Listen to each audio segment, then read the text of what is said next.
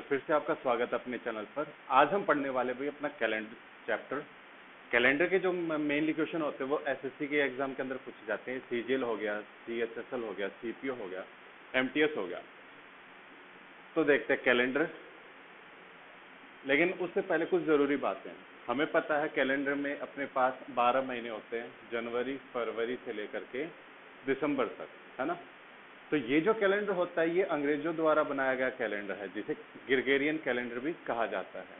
और जो अपना इंडिया का जब कैलेंडर की बात करते हैं उसका नाम है विक्रम संवत या शक संवत। जो भी पेपर के अंदर क्वेश्चन पूछा जाता है वो अपने इंडियन कैलेंडर से नहीं पूछा जाता, वो ग्रेगोरियन कैलेंडर से पूछते हैं। तो उसी के बारे में हम पढ़ेंगे कि कैसे करते हैं कैसे नहीं। अब कैलेंडर को करने के भी बहुत सारे तरीके हैं, जैसे कि ऑड डेज का तरीका होता है या कोड्स का तरीका होता है। तो कोड्स के तरीके में क्या होता है कि आप एक या दो टाइप के क्वेश्चन कर सकते हैं, बाकी जो क्वेश्चन होते हैं वो नहीं बन पाएंगे कोड से। तो हम सीखते हैं ऑड डेज वाला तरीका। तो ऑड डेज से करेंगे।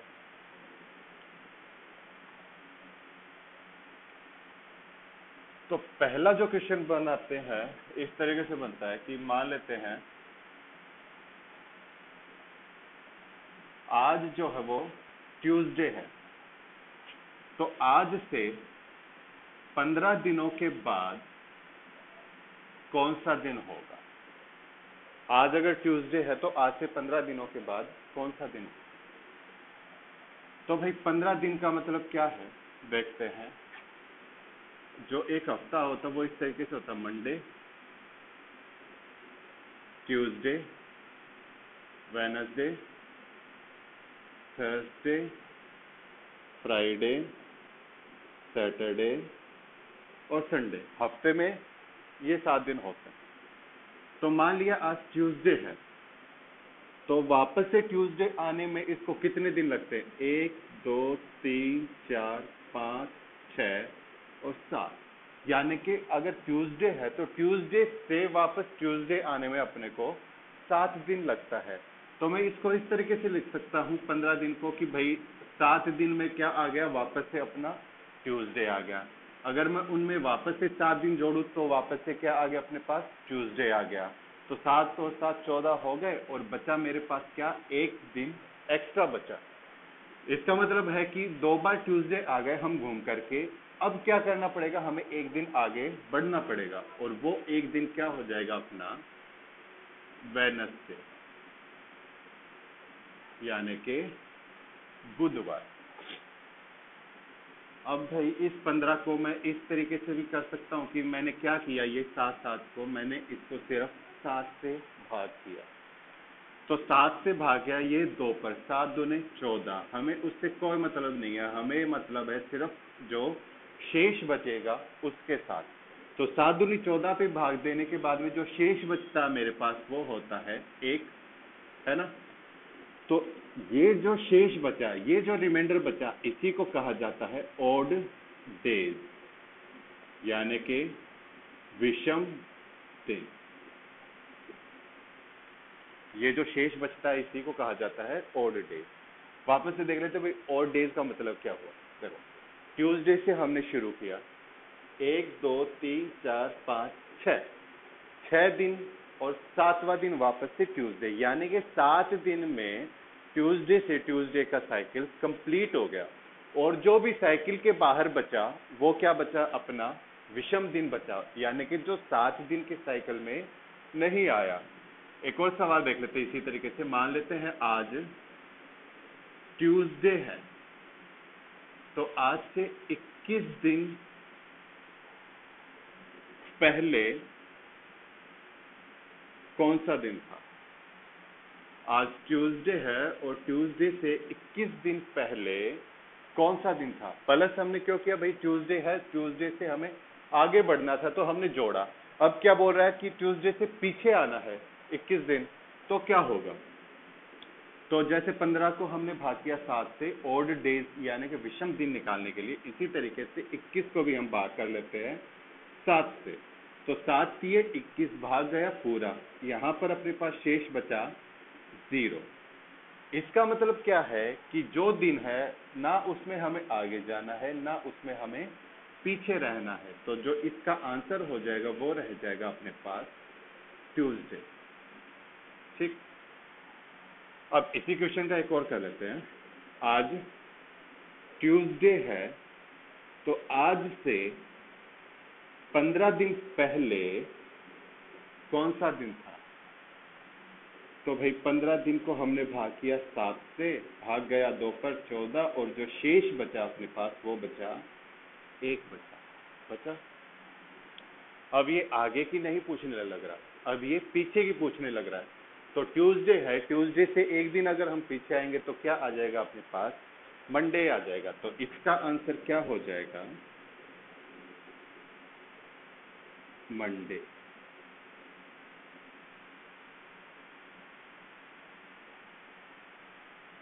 और इसी तरीके से अगर मैं बोल दूं आज जो है ट्यूसडे है, तो इसके 100 दिन बाद कौन सा दिन होगा?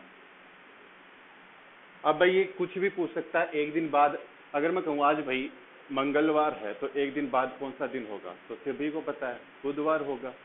मंगलवार से अगला बुधवार होता है। इसी तरीके से सब में हमने 7 का साइकिल बना दिया पूरा पूरा, और उसके बाद में देख लिया कि कितने दिन जो हैं वो एक्स्ट्रा रह गए जो अपने साइकिल के अंदर नहीं आए, वही ओड डे हुआ, और उसके हिसाब से हम आगे बढ़ जाएंगे या पीछे बढ़ जाएंगे। अगर आगे का पूछेगा तो हम ट्यूसडे से आगे बढ़ जाने हैं, अगर पीछे पहले पूछेगा तो ट्यूसडे से पीछे चले जाना है। तो ट्यूसडे में अब ये 100 दिन बोल रहा है, अगर ये हजारों दिन बाद भी पूछ ले कि कौन सा दिन होगा, तो करना क्या है, उस दिन को सिर्फ 7 से भाग कर दो। अब इसको भाग करेंगे, 7 एकम 7 बचा अपने पास 3, 7 चौके 28, और शेष बचा अपने पास 2। ठीक है, तो ट्यूसडे था, ट्यूसडे में हम क्या करेंगे, हमें आगे बढ़ना है 2 दिन। तो ट्यूसडे में अगर मैं 2 दिन आगे बढ़ूंगा तो एक होता है वेडनेसडे, एक होता है थर्सडे, यानी कि गुरुवार। तो इसका आंसर हो जाएगा थर्सडे। अब हम भाई इस ऑड डेज वाले तरीके से ही जो है कैलेंडर के सारे क्वेश्चन करें। चलिए देखते हैं। अब जो कैलेंडर होता है उसके अंदर 12 महीने होता है। 12 महीने में कुछ दिन ऐसे होते हैं जिनके अंदर दिनों की संख्या होती है 28, कुछ कोई महीना होता है जिसमें 29, कुछ में 30 और कुछ में 31। हमें पता है क्या, हमारे पास जो तरीका है जो बचपन में हमने सीखा वो इस तरीके से सीखा, जनवरी, फरवरी, मार्च, अप्रैल, मई, जून, जुलाई, अगस्त, सितंबर, अक्टूबर, नवंबर और दिसंबर। यानी कि जो ऊपर रहा वो दिन रहेंगे 31 दिन वाले महीने, और जो महीने नीचे की तरफ आए हैं वो रहेंगे 30 दिन वाले महीने। लेकिन हमें इससे ज्यादा तेज होना पड़ेगा, हमें ध्यान रखना पड़ेगा, और जैसे जैसे हम क्वेश्चन करेंगे वैसे वैसे ध्यान भी रहेगा। तो देखिए 30 दिनों वाले महीने देख लेते हैं। अप्रैल, जून, सितंबर, नवंबर, ये जो 4 महीने हैं अपने पास, इनके अंदर जो होते हैं 30 दिन होते हैं। अगर हम 30 दिन के अंदर ऑड डेज की बात करें तो ऑड डेज निकालने के लिए हमने सिर्फ 7 से भाग करना है। तो 7 चौके 28, और शेष जो बचा मेरे पास वो बचा 2 का।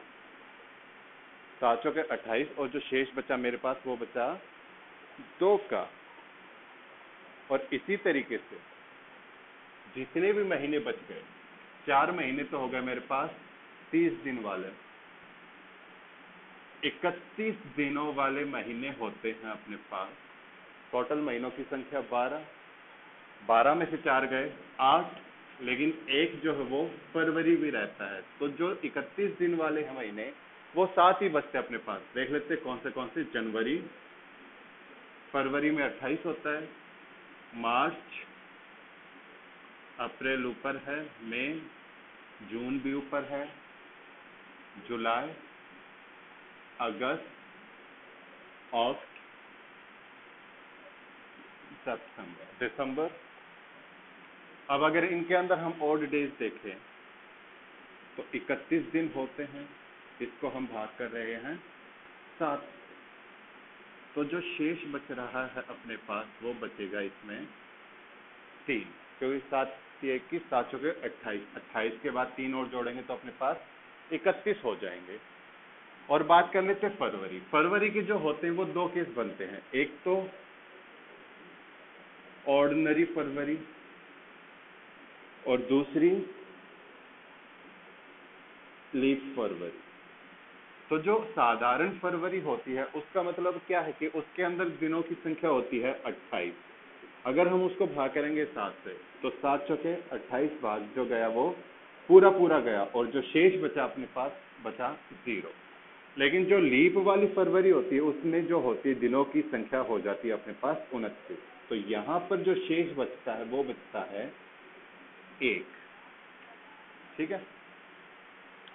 अब भाई हम ये लीप क्या होता है और ऑर्डिनरी क्या होता है सभी को पता होगा। जैसे कि अगर मैं बात करूं 2004, ये वर्ष, इस वर्ष के अंदर फरवरी 28 दिन की है या 29 दिन की, तो हमें पता है क्या चेक करते हैं, कैसे करते हैं। अगर 2004 को हम भाग करें या आखिर की 2 संख्याओं को भाग करें हम 4 से, और वो 4 से पूरा पूरा भाग हो रहा है, यानी कि वर्ष कैसा है वो लीप वर्ष है, और उसके अंदर जो फरवरी है वो कैसी है, वो लीप फरवरी है, यानी कि उसके अंदर फरवरी के दिनों की संख्या 29 है, ना कि 28। और जो भी ऐसा नहीं होगा वो साधारण साल होगा, ऑर्डिनरी ईयर होगा, और उसके अंदर जो फरवरी होगी वो भी कैसी होगी, ऑर्डिनरी यानी कि साधारण। यहाँ पर ये जो भाग गया ये 4 पर गया, इसका मतलब है जो भी हफ्ते होते किसी भी महीने के अंदर वो होते हैं 4, यानी कि 30 दिन का एक महीना जिसके अंदर 4 हफ्ते हैं। ठीक है, क्या बोल रहा हूं मैं, 30 दिन का महीना है जिसके अंदर 4 हफ्ते हैं, यानी कि 7 दिनों का एक हफ्ता। इसी तरीके से 4 हफ्तों का मतलब क्या है, 7 चौके 28, 28 दिन। 28 दिन ऐसे हैं जो सोमवार से लेकर के रविवार तक आएंगे। उसके बाद में 2 दिन ऐसे बच जाते हैं जो इस साइकिल से बाहर चले जाते हैं। इसी तरीके से इसके अंदर भी जो हफ्ते होते हैं वो होते हैं 4, और जो एक्स्ट्रा आने वाले दिन होते हैं वही अपना रिमाइंडर है। फरवरी के अंदर भी जो हफ्ते होते हैं वो होते हैं 4, और जो साधारण फरवरी होती है उसके अंदर कोई भी ऐसा दिन नहीं होता जो कि बाहर आए। इसका मतलब है अगर किसी फरवरी, साधारण फरवरी में अगर कोई 1 तारीख को जो वार है, आखिरी तारीख को इससे 1 कम वार रहेगा। यानी क्या बोल रहा हूं मैं, आगे देखते हैं जो मैं कहना चाह रहा हूं। और लीप के अंदर क्या होता है, इसके अंदर भी हफ्तों की संख्या होती है 4, लेकिन जो एक्स्ट्रा दिन होता है उसके अंदर 1 होता है। ये कोई स्पेसिफिक कैलेंडर नहीं है, कभी ऐसा हो सकता है और जरूरी नहीं ऐसा कोई कैलेंडर हो। हमने क्या बताया है, मंडे को 1 तारीख है, ट्यूसडे को 2 तारीख है, वेडनेसडे को 3 तारीख है, और इस तरीके से सारी तारीख। तो जो सवाल बनता है इसके अंदर बनता है कि एक 30 दिन के महीने में ऐसे कितने दिन हैं जो कम से कम 5 बार आ सके। एक बार वापस से सुन लेते हैं। इस महीने में एक 30 दिनों के महीने में ऐसे कितने दिन हैं जो कम से कम 5 बार आ सके। तो जैसे हमने देखा 30 दिनों के महीने की बात करने लग रहा, तो उसको हम भाग करेंगे 7 से, 7 चौके 28, शेष जो बचा अपने पास वो बचा 2। इसका मतलब है 30 महीने के एक कैलेंडर में, या एक महीना जिसके अंदर 30 दिन हो, उसके अंदर 2 दिन ऐसे होते हैं जो कि अधिकतम 5 बार आ सकते हैं। बाकी जो दिन रहेंगे वो सिर्फ 4 बार आएंगे। देख लेते हैं कैसे। जैसे मैंने लिखा 1 तारीख का सोमवार, तो देख लो सोमवार जो है इस महीने में कितने बार आया, 1 2 3 4 5, 5 बार अपना सोमवार आया। मंगलवार देख लेते हैं, 1 2 3 4 5, यानी कि मंगलवार है वो भी 5 बार आया। एक बार साफ कर देते हैं, हम सिर्फ 30 दिन के महीने की बात कर रहे हैं, बुधवार की बात कर लेते हैं। कितने बार आ रहा है? 1 2 3 4। बुधवार कितने बार आया? 4। इसी तरीके से गुरुवार भी 4, शुक्रवार भी 4, शनिवार भी 4 और रविवार भी जो है 4 बार आ रहा है। यानी कि जो एक साइकिल है, वो साइकिल एक हफ्ते की साइकिल है, 7 दिनों की जो साइकिल है, वो जो है वो यहाँ पर खत्म हो गई। इसी तरीके से एक साइकिल यहाँ पर भी खत्म हो गई और एक साइकिल जो है अपनी यहाँ पर भी खत्म हो गई और एक साइकिल जो है यहाँ पर खत्म हो गई। यानी कि 4 जो साइकिल है अपनी खत्म हो चुकी हैं। लेकिन ये जो 2 दिन बचे हैं, ये 2 दिन ऐसे हैं जो साइकिल में एक्स्ट्रा बच गए। 4 साइकिल खत्म होने के बाद में जो एक्स्ट्रा बच गए, और यही 2 दिन हैं जो कि किसी भी 30 दिन के महीने के अंदर अधिकतम 5 बार आ सकते हैं। तो हम क्या कह सकते हैं, किसी भी महीने के शुरुआती 2 दिन ऐसे होते हैं जो कि अधिकतम 5 बार आते हैं, अगर वो महीना 30 दिन का हो। क्या बोल रहा हूं, अगर ऐसा महीना जो 30 दिन का, उसके शुरुआती 2 दिन जो होंगे वो 5 बार आएंगे, बाकी जितने भी दिन होंगे वो 4 बार आएंगे, चाहे वो सोमवार से शुरू हो जाए या फिर शनिवार से शुरू हो जाए। अगर ऐसा कोई महीना है जो शनिवार से शुरू हो रहा है, तो शनिवार और रविवार के दिन ऐसे होंगे जो 5 बार आएंगे। ठीक। और अगर मान लेते, अगर हम 31 का महीना बना रहे हैं, अगर हम 31 का महीना बना रहे हैं, तो भी हम क्या कर रहे हैं भाई, 31 को हमने 7 से भाग किया, जो शेष बचा, जो रिमाइंडर बचा, वो अपने पास बचा 3। यानी कि अपने पास 3 दिन ऐसे आ जाते हैं जो कि साइकिल के अंदर काउंट नहीं होते, जो साइकिल से बाहर रह जाते हैं। और वो 3 दिन कौन से होंगे जो 5 बार आएंगे? 31 दिन के महीने के शुरुआती 3 दिन, यानी कि वो 31 का महीना, नहीं सॉरी, 31 दिनों का महीना जिसके शुरुआती 3 दिन होंगे, जो भी 3 शुरुआती दिन होंगे वो होगा 5 बार आने वाला। अगर ये गुरुवार से शुरू होता तो गुरुवार, बुधवार, गुरुवार, शुक्रवार और शनिवार, ये 3 दिन ऐसे होते जो 3 बार आते। ये सोमवार से शुरू हो रहा है तो 3 दिन कौन से हैं? सोमवार, मंगलवार और बुधवार, और यही 3 दिन जो हैं इसके शुरुआत के। ठीक है, तो ये बात याद रखनी है। कोई भी ऐसा महीना जिसके अंदर 30 दिन है, उसके शुरुआती 2 दिन 5 बार आते हैं। कोई भी ऐसा महीना जो 31 दिन का है, उसके शुरुआती 3 दिन 5 बार आते हैं। कोई भी ऐसा महीना जो 28 दिन का है, उसमें ऐसा कोई भी दिन नहीं होगा जो 5 बार आए। सारे दिन जो हैं, सारे जो वार होंगे वो 4-4 बार आएंगे। और 29 फरवरी की बात करें तो उसमें सिर्फ एक दिन ऐसा होता है जो 5 बार आ सकता है, और वो भी कौन सा दिन होगा? जिस महीने से जिस दिन से फरवरी की शुरुआत होगी, वही दिन 5 बार आए। अब एक सवाल बनता है, 1 जनवरी 2007 को अगर सोमवार है तो 31 दिसंबर 2007 को कौन सा दिन होगा? और एक सवाल और लिख लेते हैं, 1 जनवरी 2008 को मंगलवार है तो 31 दिसंबर 2008 को कौन सा दिन होगा? ठीक है, तो देखो 1 जनवरी 2007, तो ये जो 2007 होगा, ये लीप वर्ष होगा या साधारण वर्ष होगा? तो हमें पता है जो 07 है या 2007 है, उसको हम 4 से भाग नहीं कर सकते। तो जो भी 4 से भाग नहीं होगा वो वर्ष कैसा होता है? साधारण वर्ष।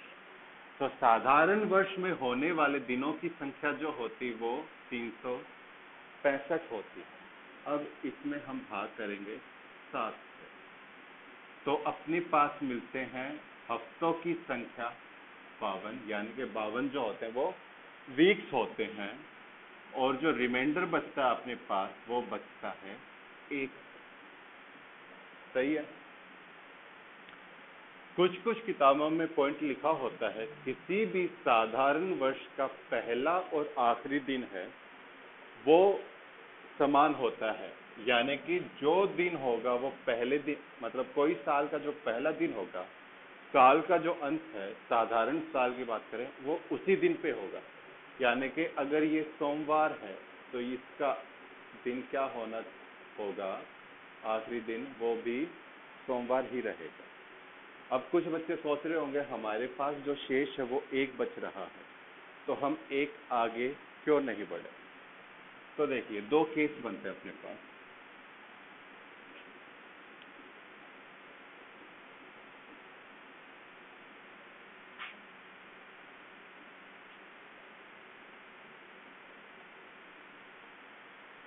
दोनों की एक साथ बात कर लेते हैं।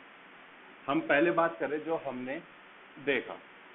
हमने देखा अगर मान लेते हैं आज जो है वो सोमवार है, तो आज से 3 दिन बाद कौन सा दिन होगा, तो हम 3 दिन कैसे काउंट करते हैं, 1 2 3, तीसरा दिन कौन सा आ गया अपने पास, ये आ गया।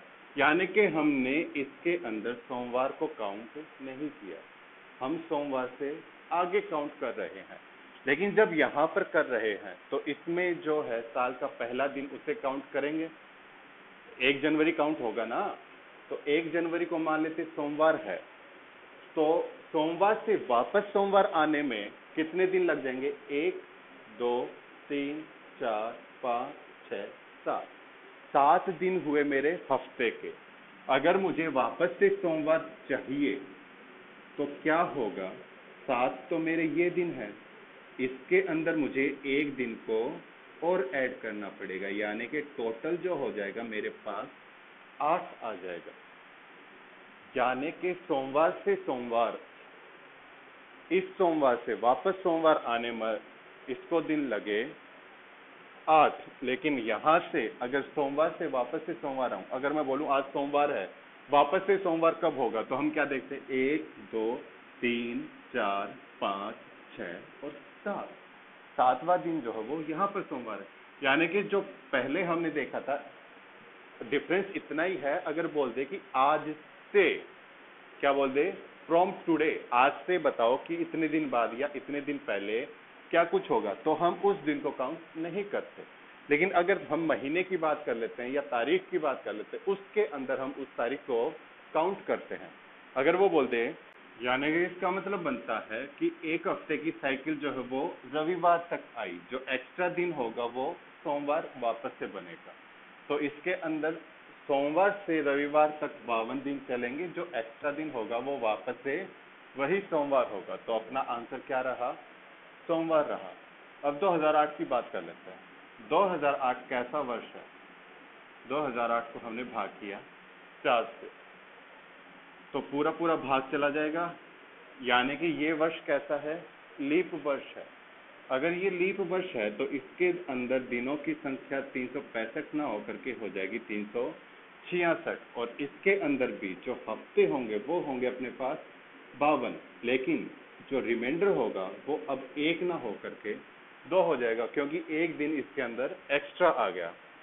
तो अब ट्यूसडे है, अगर ट्यूसडे है किसी भी साल का पहला दिन और उसके अंदर जो रिमाइंडर है वो 2 है, इसका मतलब क्या है, अगर 1 होता तो वापस ट्यूसडे होता और 2 होता तो 1 दिन आगे बढ़ जाते, तो इसके अंदर आ जाएगा वेडनेसडे, और यही अपना आंसर रहेगा। विच 2 months of the following have same calendar, यानी कि ऐसे कौन से 2 महीने होंगे जिनका कैलेंडर जो है वो सेम होगा। अब कैलेंडर सेम होने का मतलब ये नहीं है कि किसी महीने में अगर 30 दिन है और दूसरे महीने में 30 दिन है तो कैलेंडर सेम हो जाएगा, या 31 दिन हो तो सेम हो जाएगा। कैलेंडर सेम होने का मतलब है अगर किसी महीने का पहला दिन या किसी महीने की जो 1 तारीख है अगर वो सोमवार है और दूसरे महीने की जो 1 तारीख है वो भी सोमवार है, तो जो होता है दोनों के महीनों का कैलेंडर वो सेम होता है। अब देख लेते हैं कैसे। कुछ कुछ किताबें हैं जिनके अंदर लिखा हुआ है अगर साधारण वर्ष हो तो फलाना फलाना महीना सेम रहता है, अगर लीप वर्ष हो तो फलाना फलाना महीना सेम रहता है। अब इतना रटने के बजाय अगर हम उसको निकालना सीख ले, भाई कैसे चेक करते हैं, वो अपने पास ज़्यादा सही रहेगा। तो हम चेक कर लेते हैं। ऑप्शन 1 के लिए अपने पास है अप्रैल और सितंबर, ठीक है। तो हमें पता है क्या, जो अपना अप्रैल है, अप्रैल जो है वो 30 दिनों का महीना है, ठीक है। अगर मैं आपसे पूछूं 30 दिनों के महीने में ओड डेज कितने होंगे, तो हम निकाल सकते हैं 7 से उसको भाग करके। 7 चौके 28, जो भी शेष बच गया वो हो गया उसका ओड डे। अगर मैं बोलूं भाई 31 दिन का कोई महीना, उसके अंदर बताओ ओड डे कितना है, तो 7 चौके 28, जो शेष बचा वो हो गए ओड डेज। यानी कि 30 दिन के महीने के अंदर तो 2 ओड डेज होंगे और 31 दिन के महीने में 3 ओड डेज होंगे। तो अप्रैल जो है अपना अप्रैल वो 30 दिन का महीना है, तो ओड डेज की संख्या हो गई यहां से 2।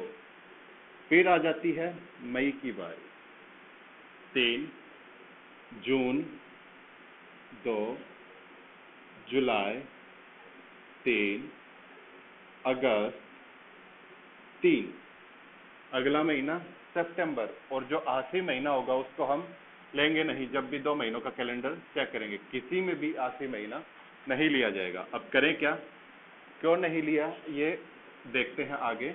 एक बार इसको सॉल्व करते हैं। 3, 6, 9, 2, 11 और 2, 15। तो अपने पास टोटल हो गया इसका 15, इसको हमने भाग कर दिया 7 से, तो यहां से अपने पास शेष जो बचा वो बचा 1, ठीक।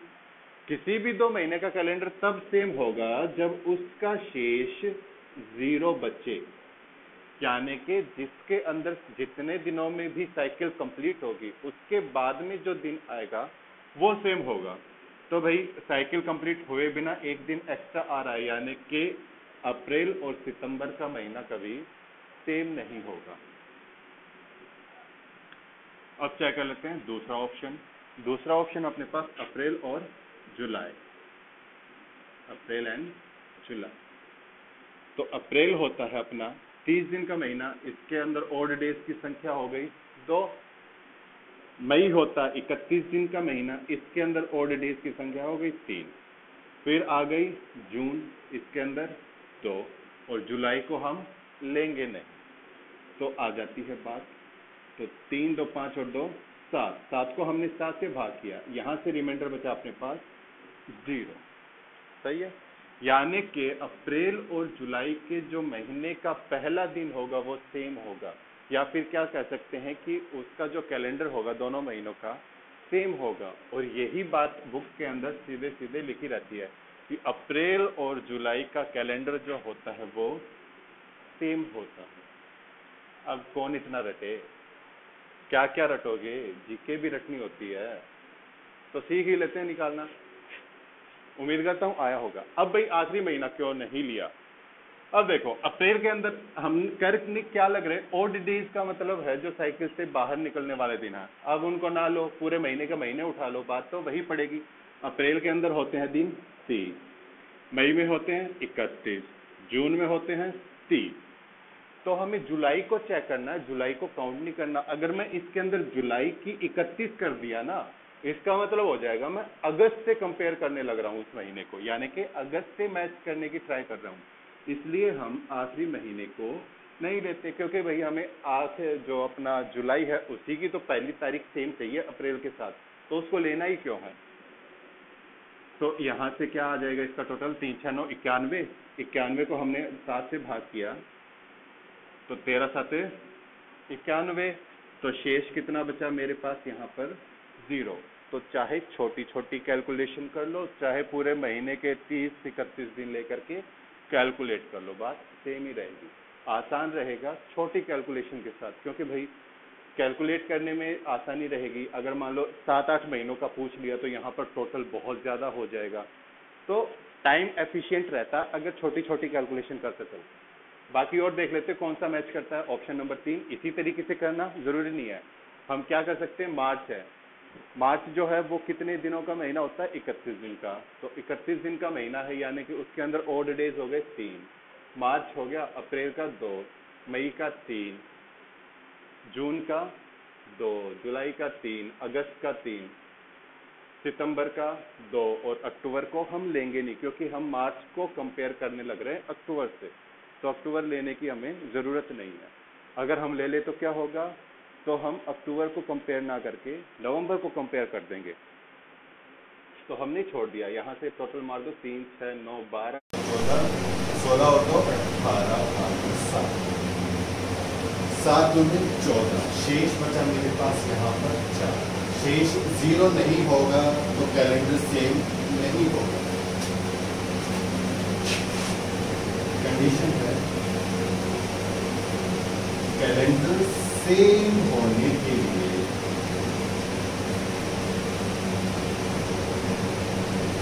रिमाइंडर जो हमें 0 चाहिए ही चाहिएगा।